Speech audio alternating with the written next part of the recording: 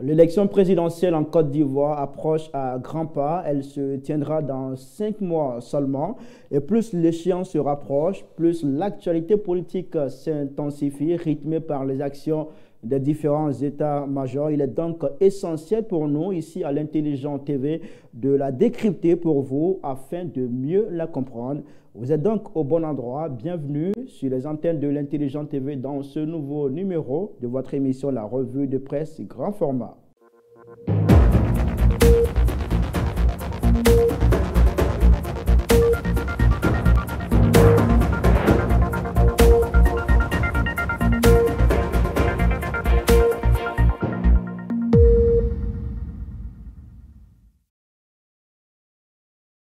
Au sommaire de cette émission, Tidjane Thiam a été réélu à la tête du PDCI RDA à l'issue du 9e congrès extraordinaire malgré une décision de justice ordonnant sa radiation de la liste électorale.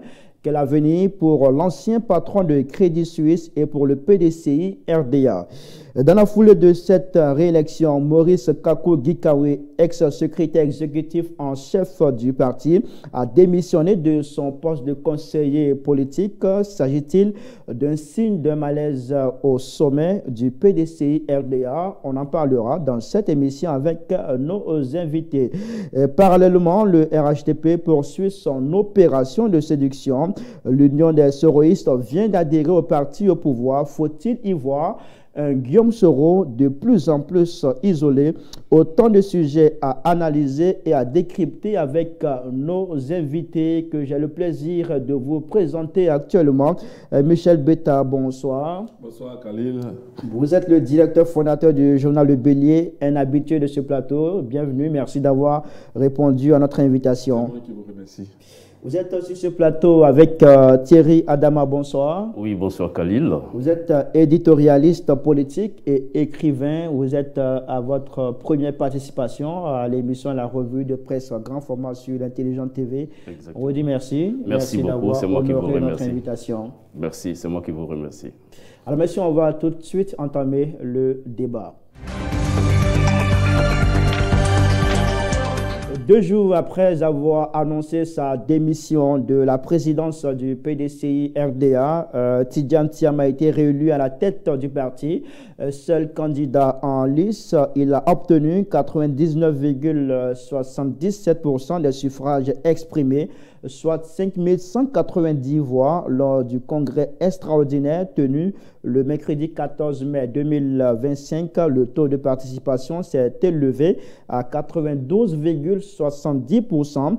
Cette réélection intervient dans un contexte juridique délicat. Une décision de justice a ordonné la radiation de Tidjane Thiam de la liste électorale, ce qui, à ce stade, le rend inéligible à la prochaine élection présidentielle. Comment donc comprendre la réélection de Tidjane Thiam à la tête du PDCI RDA alors qu'il est radié de la liste électorale? Betta Michel.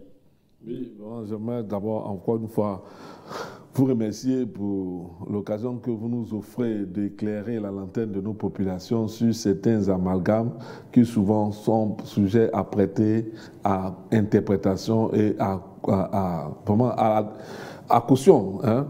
Voyez-vous, vous avez dit dans votre intitulé, Tidjane Thiam est frappé d'inéligibilité. Je crois que l'inéligibilité est constatée par le Conseil constitutionnel. Jusqu'à la preuve du contraire, nous sommes en phase, nous n'avons pas encore, il n'y a pas de dossier déposé auprès du Conseil constitutionnel qui frappe Tidjane Thiam d'inéligibilité. Il y a un juge qui a estimé que Tidjane Thiam devait être retiré de la liste électorale. Ses avocats ont porté une requête pour contester la décision de la juge. Donc je crois que pour l'instant, nous sommes au niveau procédural. Nous sommes à un niveau de procédure. Et au niveau de la procédure, on ne peut pas dire que Tidjane Thiam est retiré de la liste électorale, puisque jusqu'ici, la liste électorale n'est même pas encore à notre disposition. Donc, en l'affirmant, même, vous anticipez sur des choses dont vous n'avez pas la matérialisation. On n'anticipe pas, c'est ce que la justice a ordonné. La justice a demandé sa radiation, oui. Mais ces avocats ont interjeté appel. Auprès de, selon l'article 106 de nos lois, ils ont interjeté appel. Donc nous sommes encore au niveau procédurale. C'est aussi une décision qui n'est susceptible d'aucun recours. Selon qui? Tu as vu lorsque la gosse est sortie, tu as vu susceptible d'aucun recours dans la gosse? Mais je ne sais pas, souvent je suis surpris qu'on fasse des amalgames et on veut les traduire en faits. Pour l'instant, nous sommes dans une procédure. Les avocats de Tidjane Thiam ont interjeté appel de la décision de la juge. On attend que toute cette procédure judiciaire soit vidée pour qu'on en rappelle les conséquences. Sinon, il y a la Cour africaine des droits de l'homme qui a ordonné l'inscription de Soro Guillaume, de Laurent Gbagbo sur la liste électorale. Mais la Côte d'Ivoire a choisi de violer cette décision de la Cour africaine des droits de l'homme. Donc, voyez-vous, moi, je dis pour l'instant, je vais m'en tenir aux faits. Je vais être factuel. La juge a ordonné la radiation de Tidjane Thiam de la liste électorale. Ses avocats ont interjeté appel. Nous attendons la fin de la procédure pour constater et faire nos analyses. Donc, pour l'instant, Tidjane Thiam est éligible. Comme vous dites, il n'est pas éligible, moi je vais dire aussi qu'il est éligible à l'élection de 2025. Parce que s'il faut sortir des incantations, nous aussi on peut le faire. Voilà. Tant que la justice n'a pas vidé la procédure, on ne peut pas affirmer des choses qui pourraient être fausses. Oui, je veux savoir, la conséquence directe de cette radiation, c'est quoi? La conséquence directe de cette radiation. Mais la juge, même d'abord, même sur sa procédure, même, elle est entachée. Si on veut faire des interprétations, elle est entachée d'illégalité. Non, la conséquence, c'est que la justice vide tout ce qui est procédure. C'est la conséquence, si vous voulez. Si je veux donner une conséquence, c'est la procédure qui va vider, c'est ce qui va donner une conséquence. D'accord. Voilà. On vous a bien compris. Thierry, comment vous comprenez à votre niveau cette réélection de Tidjane Thiam, malgré cette décision de justice qui ordonne sa radiation de la liste électorale? Merci d'abord, cher frère Khalil, de me donner la parole une fois de plus, de m'avoir invité ici. Et tout d'abord, je voudrais dire grand merci aussi à mon cher aîné, Beta, Michel, pour qui j'ai beaucoup de respect et d'estime. Et j'aurais souhaité que nous soyons factuels, nous sommes devant les téléspectateurs de l'Intelligent TV. Et j'aurais souhaité qu'on ait au moins le minimum de respect pour ceux qui sont en face de nous. Et qu'est-ce que je veux dire? Disons la vérité aux Ivoiriens. Disons la vérité aux Ivoiriens. C'est quoi la vérité pour vous? Pour moi, la vérité, M. Tidjane Thiam ne figure pas, a été radié sur la liste électorale. De facto, il n'est pas éligible. Il faudra, s'il vous plaît,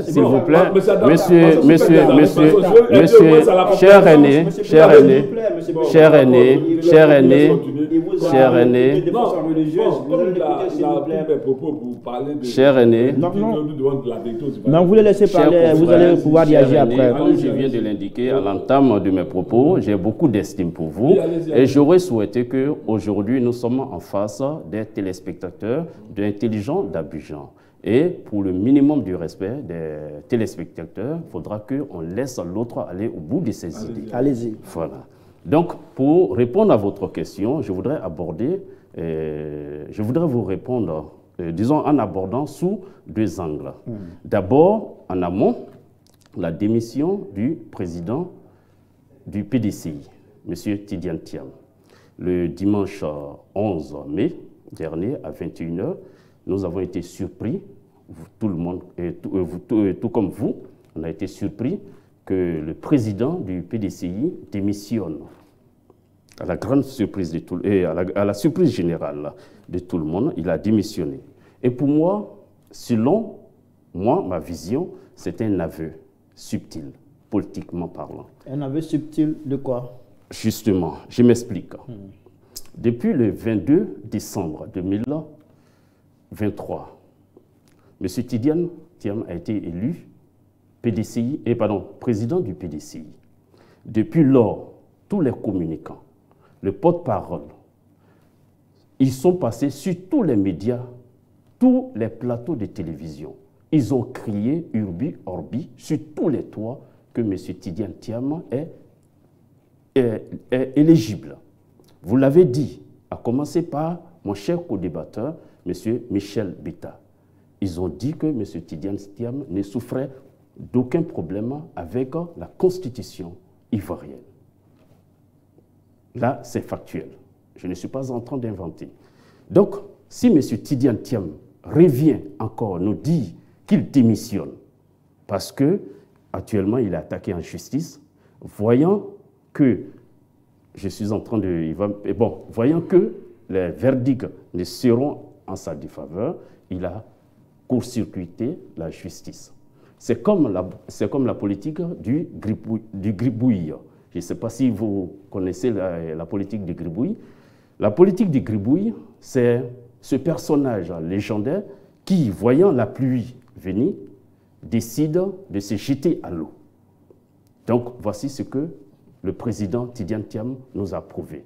Donc, c'est mon premier point de vue et j'appelle ça un aveu subtil, politiquement parlant. Si on veut, deuxièmement, si on veut bien vous comprendre, oui. Tidiane Thiam, en démissionnant de son poste de président à la tête du PDCI, il affirmait de façon subtile qu'il reconnaissait ne pas être ivoirien au moment de son élection à la tête du PDCI. Exactement. Il reconnaissait subtilement qu'il avait été induit en erreur par ses communicants, par ses conseils. À commencer par le porte-parole, M. Brendoumi, Soumaïla, et tout comme M. Beta en face de moi. Tout le monde. Pardon. Je vous en prie. Pardon, j'ai été interpellé et je voulais répondre. Vraiment, voyez-vous, moi je ne veux pas qu'on fasse de confusion. On veut éclairer la lanterne des populations qui nous écoutent. Nous l'avons toujours répété que Tidiane Thiam ne souffre d'aucun problème d'inéligibilité. Et ça, je veux le répéter. Tidiane Thiam ne souffre d'aucun problème d'éligibilité. Tidiane Thiam, d'inéligibilité. Parce qu'un problème, il est inéligible quand il a un problème. Donc il ne souffre pas d'inéligibilité. Voilà. Donc je disais... Donc, s'il vous plaît, j'avais la parole. Vous avez ouvert la parenthèse. Non. Donc, on va fermer la brèche. Il m'a interrogé. Voilà. Donc, pour dire quoi? Pour dire que ce n'est pas ce harcèlement judiciaire.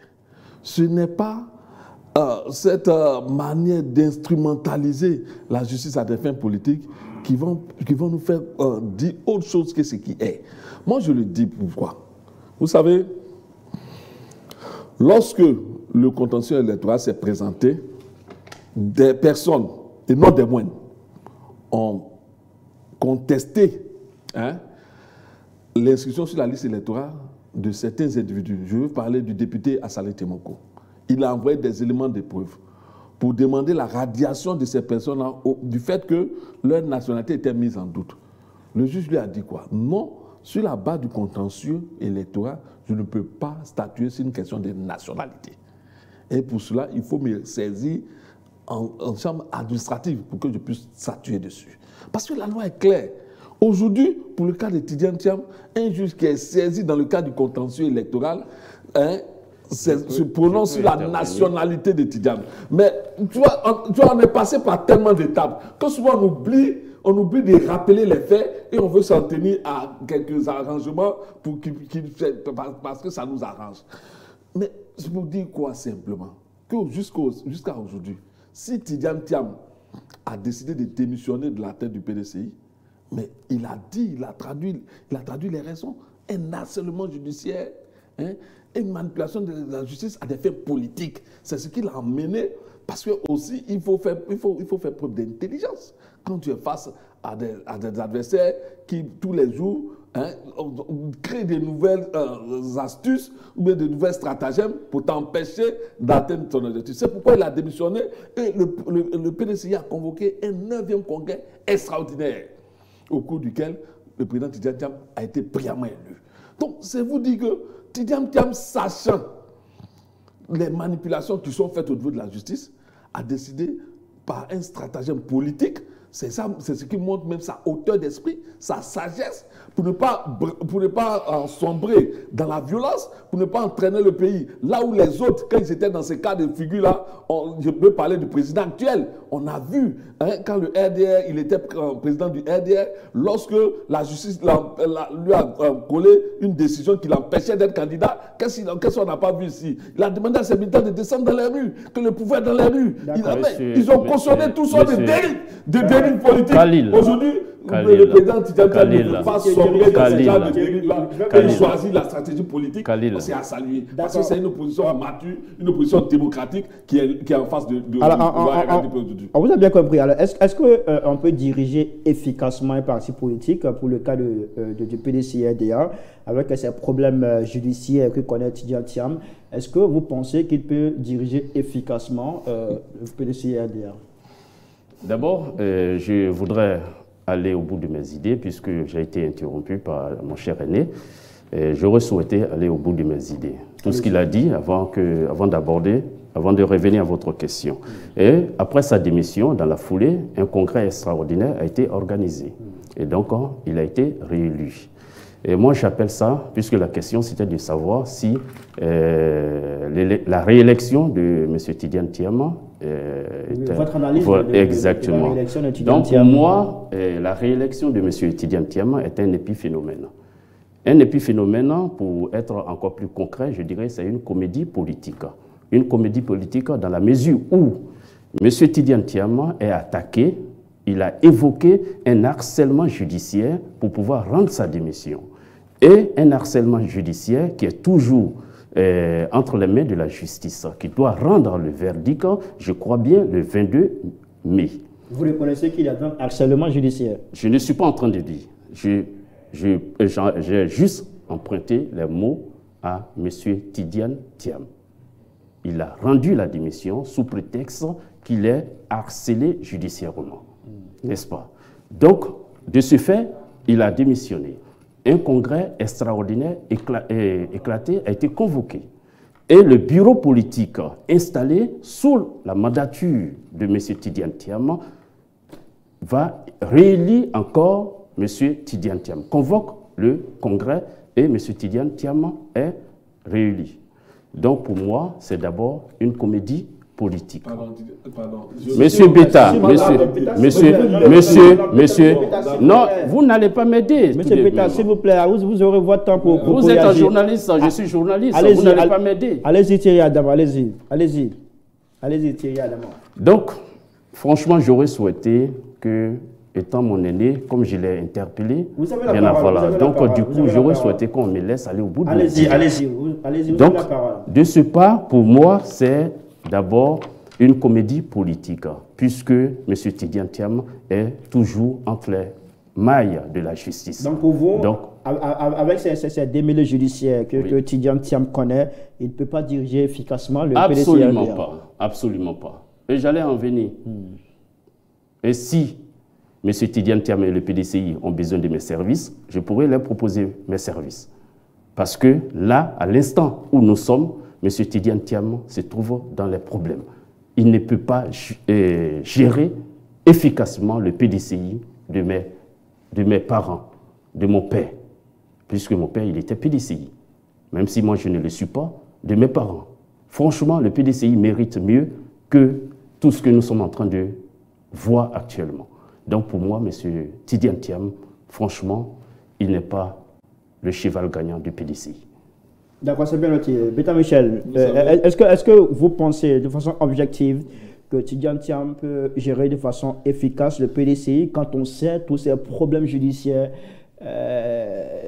qui assaillent Tidjane Thiam? Oui, je voulais d'abord, avant de répondre à votre question, éclairer la lanterne de mon co-débatteur. Quand tu dis Tidjane Thiam a convoqué un bureau politique, bon, ce n'est pas le fait de Tidjane Thiam. S'il vous plaît, je n'ai jamais dit que Tidjane Thiam a convoqué un bureau politique.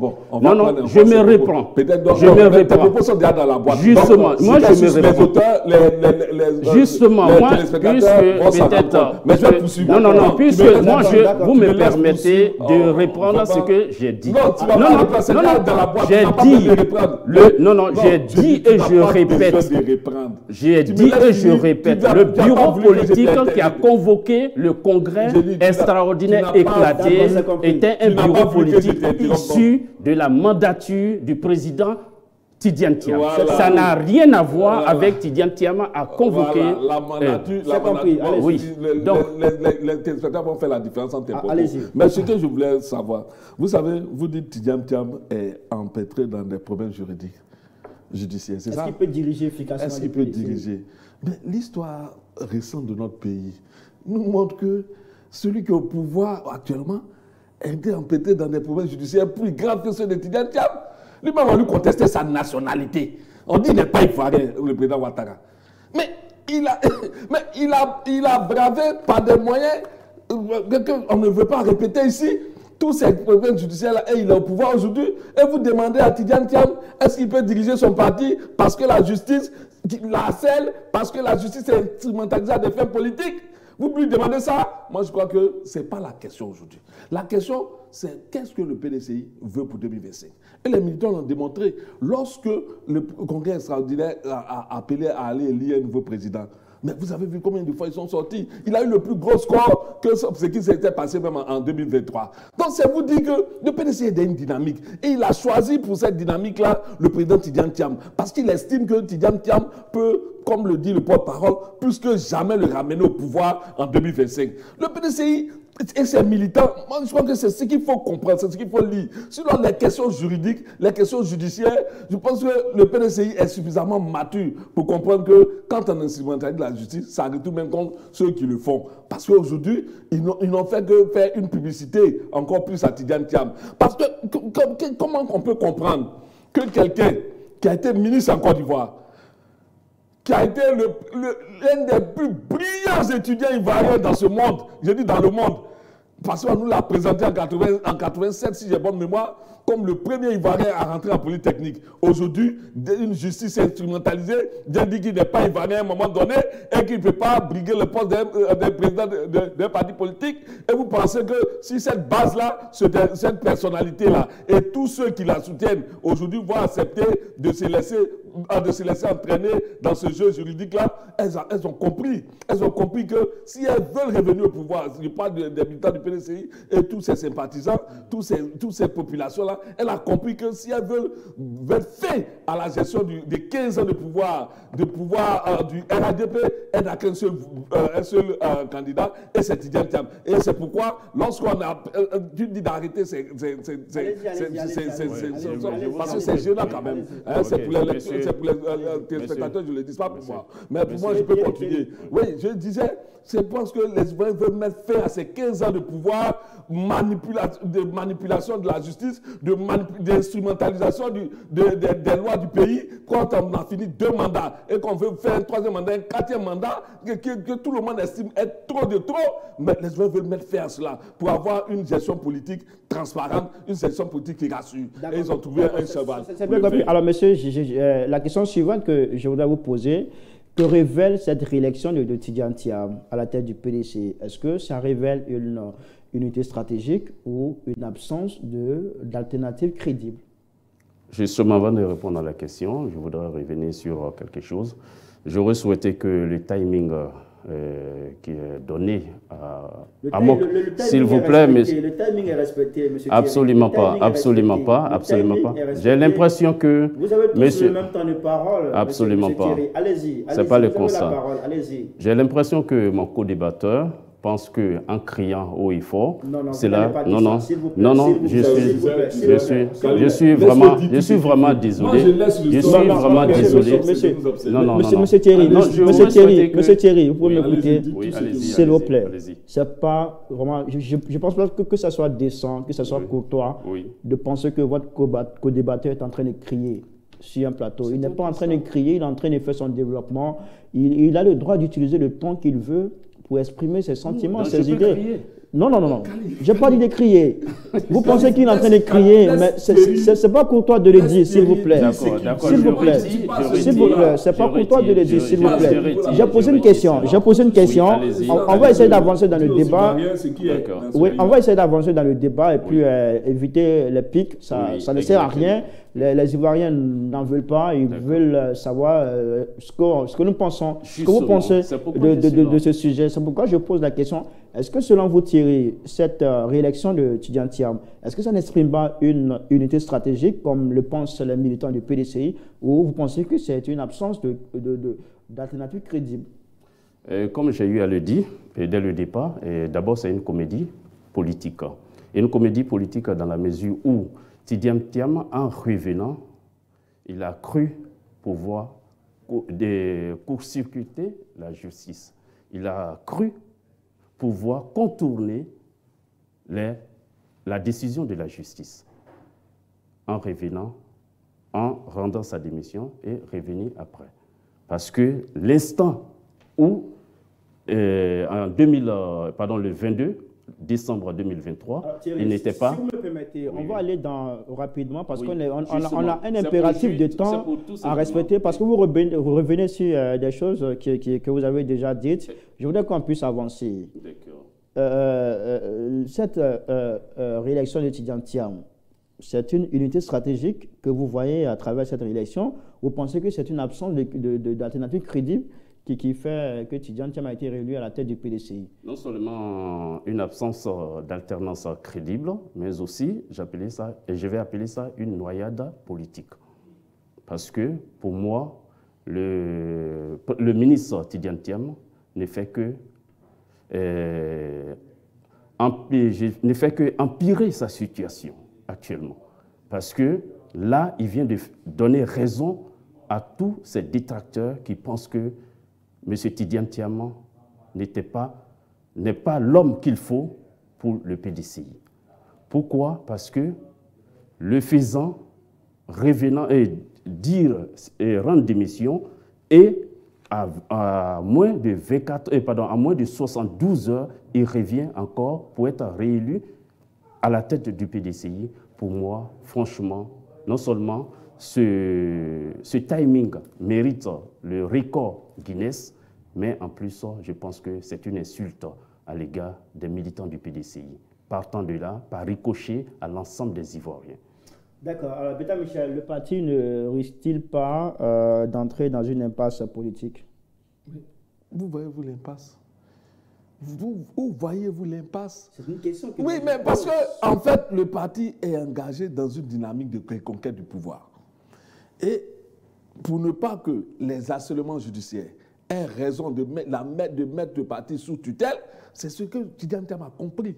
Pour éviter que la justice ait des raisons de mettre le PDCI sous tutelle, il a décidé de démissionner. Parce que la plainte dont il est l'objet aujourd'hui, ça porte sur le 8e congrès. Mais là, nous sommes au 9e congrès extraordinaire. Donc la plainte de Dame Valérie s'est vidée de son contenu. Aujourd'hui, elle demande un franc symbolique. Vous avez vu ça, elle demande, parce qu'elle a vu que toutes ces plaintes, toutes ces requêtes, le PDC a montré sa maturité. Et c'est ce qui me séduit quand même. Enfin, il faut le faire remarquer aux Ivoiriens. Le PDC a montré sa maturité que de céder à la provocation, que de céder au chantage, que de céder par la force à l'harcèlement juridique. Le PDC a préféré user de stratégie. Parce que là, vous voyez, le risque qui était dans ce procès-là, c'était que le PDCI soit mis sur tutelle. Et quand le PDCI est mis sur tutelle, il ne peut plus avoir de président. La justice va ordonner un président à sa guise pour faire le lit des adversaires du PDCI, notamment du parti au pouvoir. Donc, en décidant de démissionner, il vide le contenu de la plainte de son objet. Donc, dès qu'il le fait, on va au 9e congrès extraordinaire. Et quand le congrès extraordinaire se prononce, parce que c'est que vous oubliez, quand Tidjane Thiam remet sa présidence entre les mains des militants, mais ce sont les militants du PDC qui se prononcent. Ce n'est pas n'importe quel individu. Ce sont ceux-là même qui doivent décider de l'avenir de la Côte d'Ivoire qui se sont prononcés en faveur de Tidjane Thiam. C'est vous dire que, moi je dis vraiment, écoutons la voix du peuple. Parce que le peuple a compris un message. Faire la politique autrement. Par le passé, à quoi avons-nous assisté aujourd'hui? À quoi avons-nous assisté par le passé? Quand ces genres de situations se sont présentées, on a assisté à toutes sortes de dérives dans les rues. On a assisté à toutes sortes de manifestations. On a assisté à toutes sortes de casses dans ce pays. Mais d'autres décident parce qu'ils ont bâti ce pays-là. Le PDC a bâti ce pays pendant des années. Donc il ne peut pas se permettre de marcher comme ceux qui sont au pouvoir aujourd'hui ont marché quand ils étaient dans l'opposition. Il ne peut pas se permettre de détruire ne serait-ce qu'une pierre dans ce pays. Donc il choisit la voie de la sagesse, la voie de la maturité politique. Et c'est cela qu'il faut saluer. C'est pourquoi toujours je ne m'évertuerai jamais à manquer de saluer la maturité politique de notre opposition aujourd'hui. Parce qu'elle va nous éviter le chaos que nous avons connu par le passé. Elle va nous éviter les morts que nous avons connus par le passé. Elle va nous éviter les dérives que les Ivoiriens ont peur de revivre en 2025. On a bien compris. Alors Thierry, vous voulez réagir à ce qu'il a dit? Bon. D'accord. Non, c'est pas vous qui... D'accord, c'est pas vous qui donnez le fil. Si vous n'avez pas de réaction à apporter, on va aller pour le second sujet.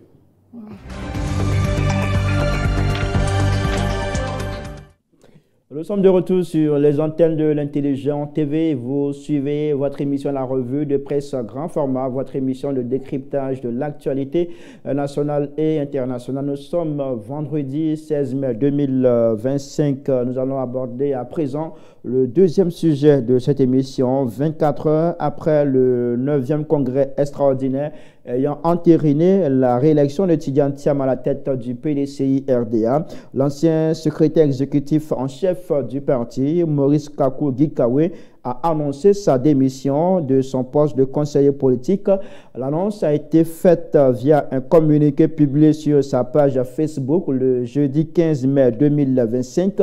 Il occupait cette fonction depuis le 17 janvier 2025. Dans sa déclaration, Gikawe déplore que des décisions majeures sont régulièrement prises au sein du parti sans qu'il ne soit associé, consulté ou même informé. Il affirme ne pas pouvoir s'accommoder des méthodes actuelles de gouvernance à l'image de la tenue du 9e congrès extraordinaire du 14 mai 2025 organisé sans président ni bureau politique. Quelle lecture faites-vous de cette démission de Gikawe, Thierry? D'accord. Avant de me prononcer sur la démission de M. Gikawe, il faut dire aux Ivoiriens, il faut essayer de présenter M. Gikawe. Qui est M. Gikawe? M. Gikawe, il faut le dire, pour revenir, je ne vais pas aller dans les années 1960 et autres pour parler des batailles du PDCI et autres. Je prends tout simplement l'année 2018. Et lorsque le PDCI a décidé de ne pas aller, de prendre son envol au détriment du RHDP.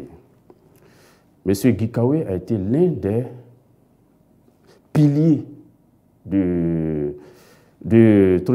je dirais, c'est ce que, bon, pour dire, pour revenir à l'expression, à la fameuse expression de Amadou Gon Coulibaly, feu Amadou Gon Coulibaly, Premier ministre, paix à son âme, c'est ce qu'il a appelé ce trio, la Trioka. La Trioka, il s'agissait tout simplement de M.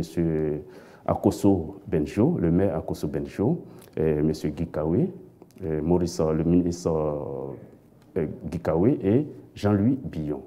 C'est ces trois personnes qui formaient le noyau autour du feu président Bédié. C'est grâce à ces trois personnes le PDCI a pu exister et se tenir debout devant le RHDP.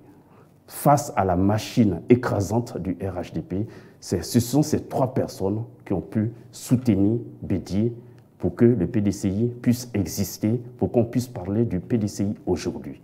Donc, M. Gikawe n'est pas n'importe qui dans le PDCI.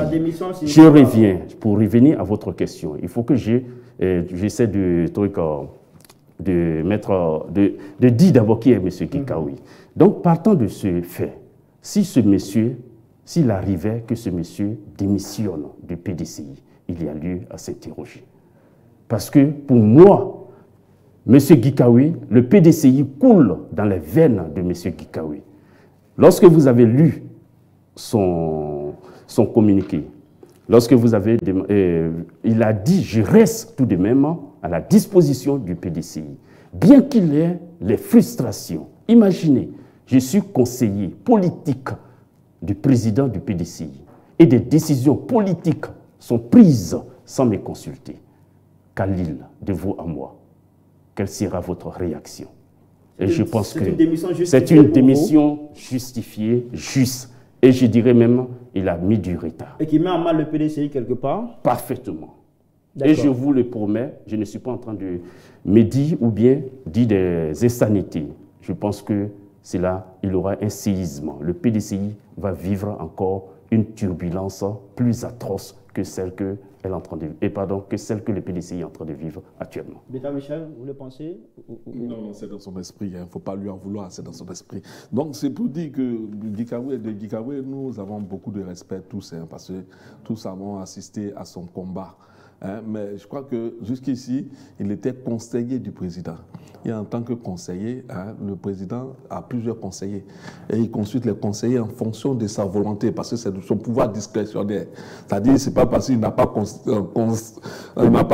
consulté un tel conseiller.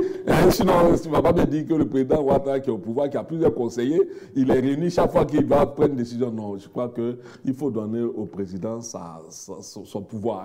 C'est de son pouvoir discrétionnaire de consulter tel ou tel conseiller à un moment indiqué s'il estime que ces conseils sont nécessaires. Encore que ce sont des conseils. Donc, il peut ne pas les prendre. C'est une raison qui a été évoquée par Guy. Voilà, je dis que c'est, en fait, à l'analyse de fond, ce n'est pas des raisons suffisantes pour justifier son départ. Parce qu'en tant que conseiller, c'est le président qui décide de te consulter sur certains sujets ou de ne pas te consulter. Et ça, tu en as suffisamment la hauteur pour comprendre cela. Donc, s'il ne t'a pas consulté, il ne t'a pas fait de mal, parce que c'est à lui de décider de te consulter. C'est lui qui t'a nommé conseiller. Donc, je dis, pour ce qui est de la démission, bon, il a rectifié rapidement pour dire que Gikawe reste toujours au PDCI. Donc, on peut l'appeler à d'autres fonctions. Si c'est la fonction de conseiller qui l'ont gêné au point qu'il ait décidé de s'en séparer, je pense que le président pourra l'appeler à d'autres fonctions. Mais pour l'instant, moi, je suis dans une dynamique. Et je pense que, contrairement à ce que pensent les uns les autres,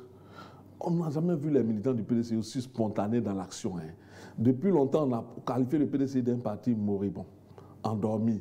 Lorsque même on parle de meetings, même on ne les voit pas suffisamment. Mais depuis un certain temps, depuis la venue de Tidjane Thiam, ce que nous observons, le PDCI est aussi dynamique qu'un grand parti d'opposition.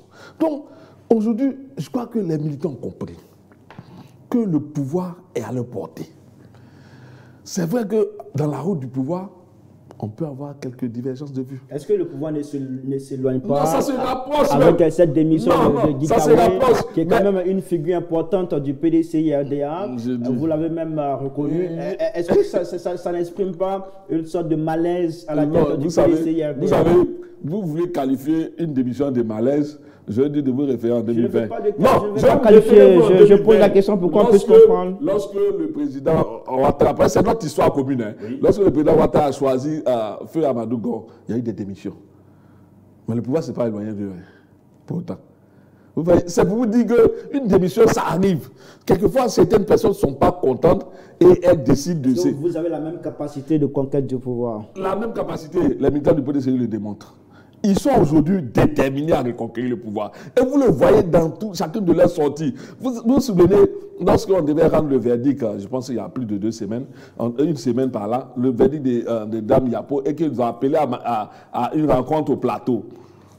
Tard dans la nuit, la police a interdit la rencontre au plateau. Bien que ce soit dans un espace clos, la maison du PDCI.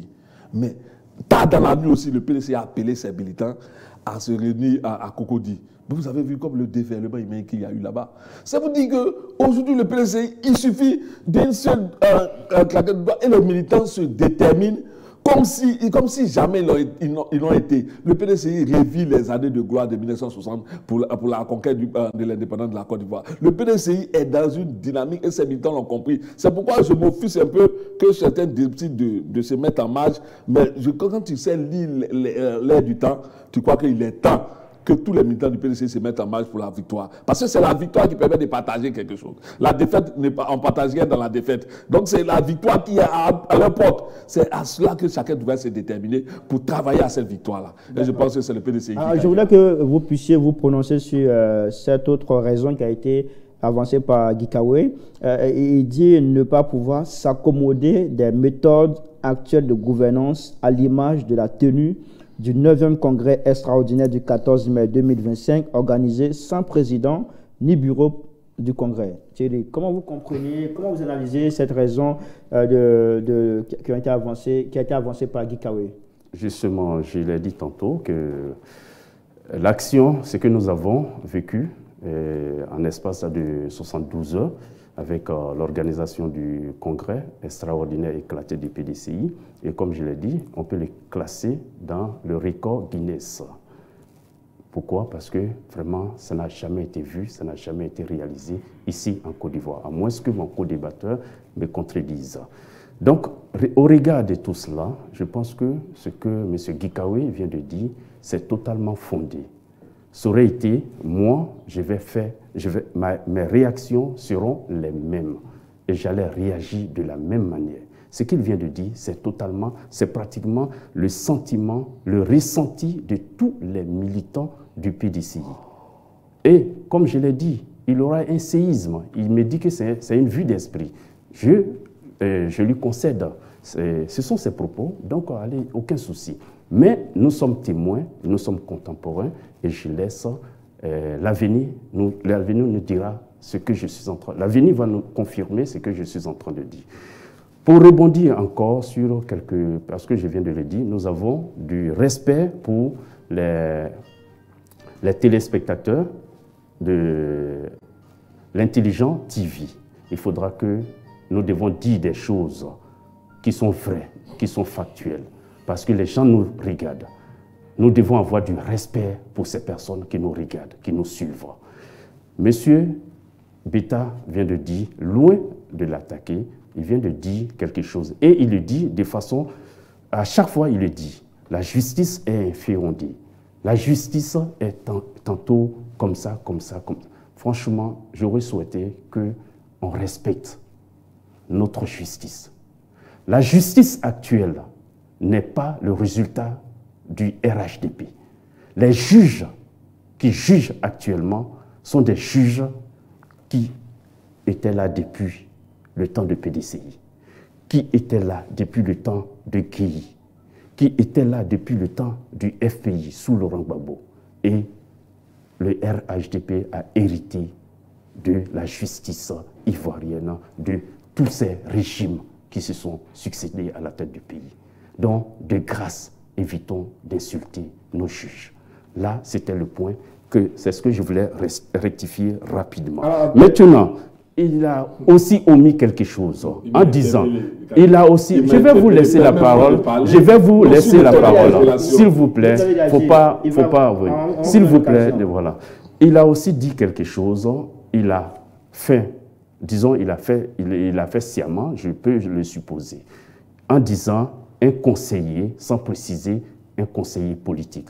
Je répète et je le dis, M. Gikawe est conseiller politique du président Tidiane Thiam. À ce titre, des décisions politiques, il doit être consulté. Donc, un conseiller politique n'est pas n'importe qui, et surtout de l'acabit de du ministre Gikawe, je pense qu'il mérite mieux. C'est ce que je voulais dire. Beta, quand Gikawe dit qu'il ne peut pas s'accommoder des méthodes actuelles de gouvernance, à l'image du congrès extraordinaire du 14 mai 2025, qui a été organisé selon lui sans président ni bureau du congrès, est-ce que ce ne sont pas des propos qui sont fondés? Est-ce que ce n'est pas une raison qui est fondée? Vous savez, l'histoire du PDCI, c'est vrai qu'elle date de 79 ans, mais elle a aussi ses relents contemporains. Vous savez, avant le ministre Gikawe à la tête du secrétariat exécutif, il y avait le secrétaire général Guégué Madi. Lorsqu'il partait, c'est à peu près les mêmes propos qu'il a tenus. Donc ces propos ne sont pas nouveaux. Pour dire quoi? Pour dire que de l'histoire du PDCI, lorsque certaines personnes se sont senties à un moment, bon, je dis de leur vie politique, hein, ont été souvent, ils ont accusé le parti de certaines pratiques, ils ont dit ne pas s'accommoder à certaines de ces pratiques. Voyez-vous, quand on dit un congrès extraordinaire, là, hein, il ne faut pas oublier que c'est le président, le doyen d'âge du parti, après la démission du président, qui a convoqué un bureau politique. Et c'est le bureau politique qui a décidé du congrès extraordinaire avec tous les instruments qu'il faut.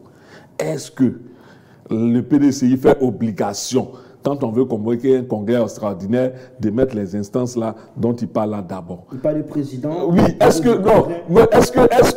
c'est une obligation?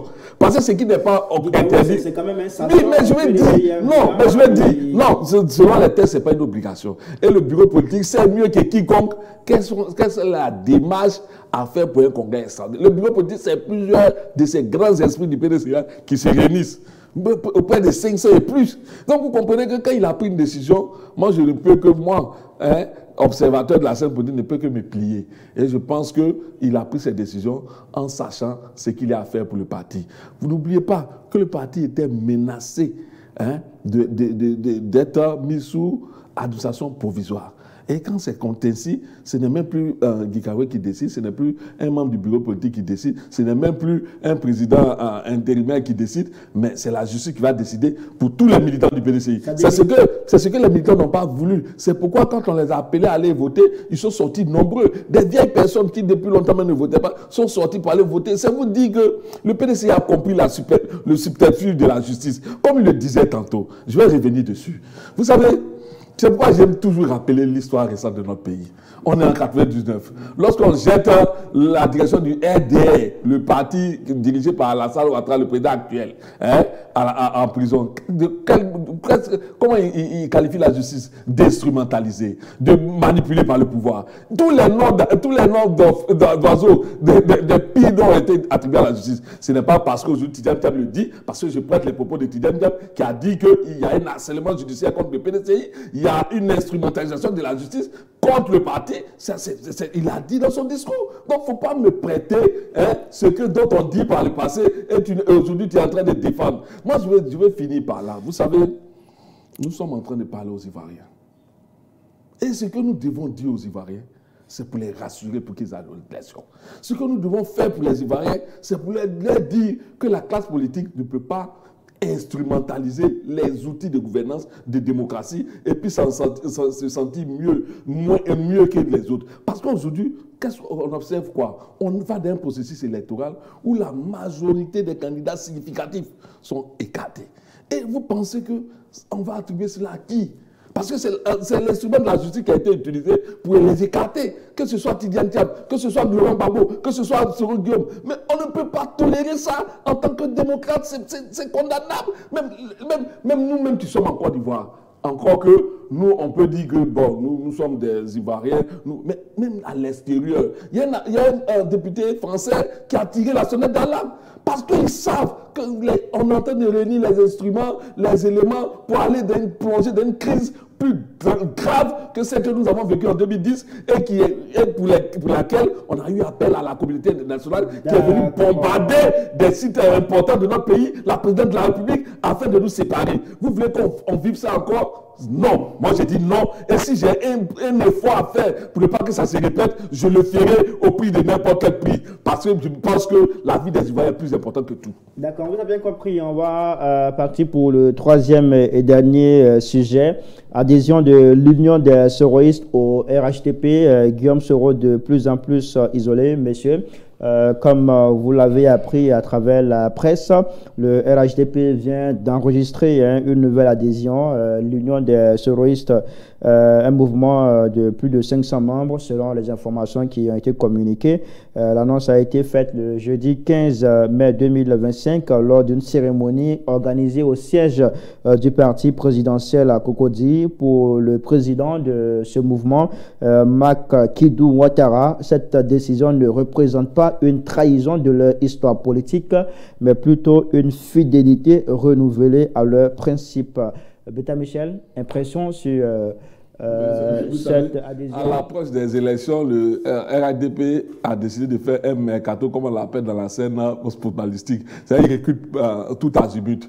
Je ne sais pas, quelqu'un qui prétend avoir un bilan inattaquable. Aujourd'hui, souvent je me dis, le RHDP, il poursuit quoi? Qu'est-ce que poursuit le RHDP? À 5 mois d'une élection, vous estimez que vous avez pu capter des voix d'un mouvement qui depuis toujours ne vous a pas suivi. À 5 mois des élections, c'est là qu'il va vu vos prouesses pour vous suivre. Non, je crois que c'est de la comédie politique. Vous ne voulez pas de sincérité non, c'est de la comédie politique. Dans ces adhésions? Voilà, c'est de la comédie politique et je pense que c'est bon pour berner les militants du RADP, pas les Ivoiriens qui savent à quel sens se vouer aujourd'hui. Après 15 ans de gestion, ils savent que l'heure est venue pour le RDP de partir, pour céder la place à d'autres entités politiques, pour nous montrer autre chose que ce que nous avons vu aujourd'hui. Le président Ouattara, quand il venait, il a dit sa première lutte sera la cherté de la vie. Aujourd'hui, nous avons vu que les produits de première nécessité ont augmenté. Il a dit il va nous offrir des maisons à 25 000. Aujourd'hui, nous voyons que nous ne pouvons même plus nous loger. Même nous-mêmes qui sommes aussi en vue là, on n'arrive pas à se loger. Donc, quand tu as échoué comme ça, tu cherches comment trouver une poste de sortie honorable. C'est pas de montrer, c'est pas pour montrer de la poudre de péré aux Ivoiriens en disant que je recrute par-ci, je recrute par-ci, je recrute par-là. Non, c'est de la comédie politique et je pense que ça ne peut pas prospérer dans l'esprit des Ivoiriens que c'est Soroïs, ce soi-disant Soroïs, aujourd'hui à 5 mois des élections, décide de rejoindre le RADP. Si ça peut faire leur beefsteak, qu'ils le fassent, mais les Ivoiriens ne sont pas dupes. Thierry? Oui. Ok, merci beaucoup. Je ne vais pas m'inscrire dans la même logique que mon cher aîné, mais je voudrais tout simplement dire que ce qu'il vient de dire, vraiment, c'est une vue d'esprit et je lui donne la responsabilité, je lui restitue la responsabilité de ses propos. Sinon, les Ivoiriens voient que la Côte d'Ivoire est sur la bonne marche. Et même les investisseurs savent que la Côte d'Ivoire est sur la bonne marche. J'en veux pour preuve le forum économique qui a lieu les 12 et les 13, qui exprime et qui donne la vitalité, la santé économique de la Côte d'Ivoire. Donc partant de ce fait, pour moi, la Côte d'Ivoire est sur la bonne marche sous le leadership du président Alassane Ouattara. Maintenant, pour répondre à votre question, je dirais un retour, mais pas une adhésion. Lorsqu'on regarde M. Ouattara avec l'UDS revenir au Bercail, ce n'est pas une adhésion. Ils étaient là, sauf qu'ils ont décidé de partir à un moment donné parce que leur vision n'épousait pas celle du RHDP. Ils ont décidé de suivre M. Soro Guillaume et lorsqu'ils se sont rendus contre qu'ils étaient sur la mauvaise voie, ils sont revenus au Bercail. Pour moi, c'est un retour au Bercail. Donc, ce n'est pas une nouvelle adhésion. Pour répondre à votre question, je dirais, ce retour au Bercail exprime la vitalité, la santé politique du RHDP. Et je loue ici le leadership du secrétaire exécutif, Dr Cissé Bakongo. Depuis qu'il a été désigné secrétaire exécutif du RHDP, nous assistons à des adhésions, nous assistons à des retours au Bercail. Donc, pour moi, vraiment, nous devons saluer la politique du RHDP. Les Ivoiriens ont compris que la politique, c'est plus venir s'asseoir sur un plateau de télévision, dire des choses qui ne sont pas vraies. Les Ivoiriens vivent la réalité. Les Ivoiriens vivent ceux qui parlent de trucs la vie chère. Les Ivoiriens savent que lorsqu'ils se projettent en arrière et qu'ils constatent ce qui se passe aujourd'hui, ils savent qu'il y a eu vraiment quelque chose qui a été fait. S'il vous plaît, cher aîné, j'ai beaucoup de respect pour vous. Il ne faut pas m'interrompre. Laissez-moi aller au bout du ménage. Donc, pour moi, le retour au Bercail, tout comme les nouvelles adhésions au RHDP, expliquent la vitalité de ce parti. D'accord. Est-ce que cette adhésion ou ce retour, selon le thème que chacun d'entre vous veut bien utiliser, est-ce que ça exprime un isolement de Guillaume Soro? Un isolement de Soro Guillaume? Pourquoi tu voulais voir ça comme... Il est isolé davantage avec... Non, tu sais, parce que ce sont quand même des gens qui étaient proches à Guillaume Soro qui ont décidé de rejoindre... Depuis que Soro a décidé de ne pas se joindre au RHDP d'Alassane Ouattara, il fait l'objet de poursuites judiciaires. Des poursuites qui, il faut le rappeler, datent du temps où il était encore avec le pouvoir en place. Dès que tu décides de ne pas être avec eux, ils te codent des faits qui datent de quand tu étais avec eux pour te poursuivre. Et il est aujourd'hui en exil, forcé. Depuis lors, ses partisans, nombreux sont ceux qui sont partis, Kanidi, on a vu Tefoumé récemment. Non, il n'est nullement isolé. Il sait que ceux-là, devant la dureté du combat, il sait que des gens vont le lâcher. Il est préparé mentalement, il est préparé psychologiquement. Ce n'est pas des choses pour l'isoler. Au contraire, il comprend que ceux qui seront élus jusqu'à son retour, c'est ceux-là qui sont ses fidèles. Là, il saura comment marcher. Parce que ceux qui lui ont fait croire qu'ils étaient avec lui, et dès qu'ils ont vu que le combat devenait difficile, sont en train de sauter par-ci, par-là pour réduire le restaurant du RIDP. Mais on comprend leur état d'esprit militant. Donc ceux-là, au moins, tu fais mieux même de t'en séparer vite que de t'accommoder au point que quand tu viendras au pouvoir, c'est ceux-là qui vont te planter le couteau dans le dos. Donc ce rôle nullement isolé, il a compris très tôt que ce pouvoir RIDP était dangereux, à plus ou moins, était difficilement accommodable. Et il a pris ses distances. Certains l'ont pris, mais ils n'ont pas pu tenir. C'est malheureux, parce que la politique aussi, c'est de la conviction. D'accord, voilà. On va terminer avec vous, Thierry. Guillaume Soro est-il isolé davantage avec ce retour ou cette adhésion de l'Union des soroistes? D'abord, j'aime faire toujours l'historique des choses, mais compte tenu du temps, je vais essayer d'aller un peu. On a vraiment pris par le temps. Oui, effectivement. En fait, Soro Guillaume n'était pas Soro Guillaume. Soro Guillaume n'était pas Soro Guillaume. Soro Guillaume est devenu Soro Guillaume lorsque il a épousé la lutte du RDR à l'époque. Donc, Soro Guillaume, tous ceux qui étaient derrière Soro Guillaume, il l'était parce qu'il voyait en Soro Guillaume le président Alassane Ouattara, à commencer par moi-même. J'aimais Soro Guillaume et j'étais... Non, pas parce que je ne l'aime pas. Excusez-moi de l'expression. Non, je ne suis pas soroïste. Je vais dire que j'épousais le combat de Soro Guillaume parce que vous voyez, vraiment, c'est pas élégant. Allez-y. Oui, donc je disais, Soro Guillaume était Soro Guillaume tout simplement parce que les gens se retrouvaient en lui par le combat, par le biais du président Alassane Ouattara. D'accord. Donc, l'instant, est-il isolé ou pas? Il est isolé parce qu'il devient lui-même. Il n'est que l'ombre de lui-même. Parce qu'il n'a plus cette couverture Alassane. Donc, du coup, Soro Guillaume devient Soro Guillaume. Il n'est que l'ombre de lui-même. Donc, les gens ont compris, ils ont décidé de revenir au bercail. D'où l'isolement de Soro Guillaume. Merci beaucoup, messieurs. Merci à tous les deux d'avoir été sur ce plateau pour nous aider à commenter tous ces sujets. Beta Michel, merci d'avoir été avec nous. Thierry Adama, merci. Merci beaucoup d'avoir été avec nous. Merci à vous, téléspectateurs, d'avoir suivi cette émission. On se donne rendez-vous la semaine prochaine pour notre numéro de la revue de presse grand format. D'ici là, on vous souhaite de passer un excellent week-end. Au revoir.